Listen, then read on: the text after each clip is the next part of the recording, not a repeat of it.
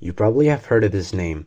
This upstart Macedonian earned the title of Great through his conquest of Persia, ruling over a sizable chunk of land stretching from Macedon to the borders of India.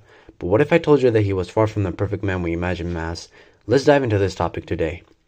Alexander was a true testament of the Macedonian warrior king. His father Philip II passed to him a nation that had been rapidly establishing itself as a regional power.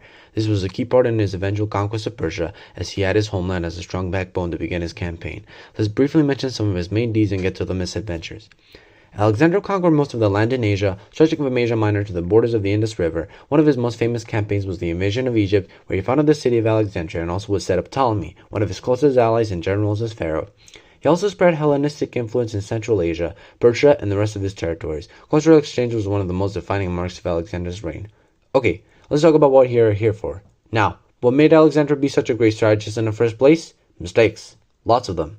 The Georgian desert crossing was one of these mistakes, and Alexander would pay dearly for this.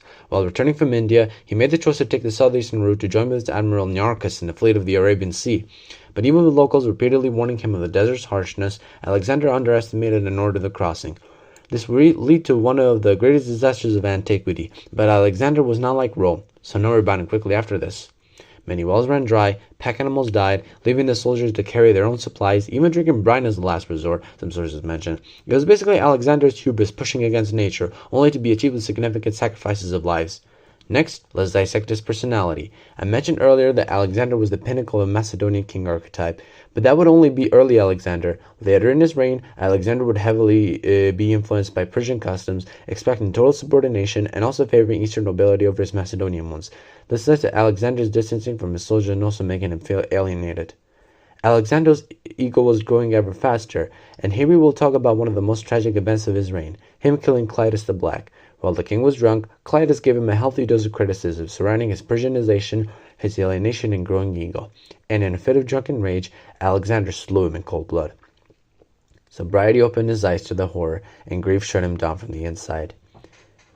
India was a bulwark to Alexander's conquests. The unfamiliar terrain, war elephants, awful weather, and heavy resistance eventually wore his army down quite hard. His men were feeling that his glorious conquest wasn't all that glorious, and Alexander saw it too. His hubris began to dull, bit by bit. Alexander modeled after the myths of old, but to an unhealthy extent. He sought to be like the great Achilles, and he almost did so. His fame, conquest, and glory, all for a short life and arguably more infamy from the following political turmoil, made Alexander a conflicting figure.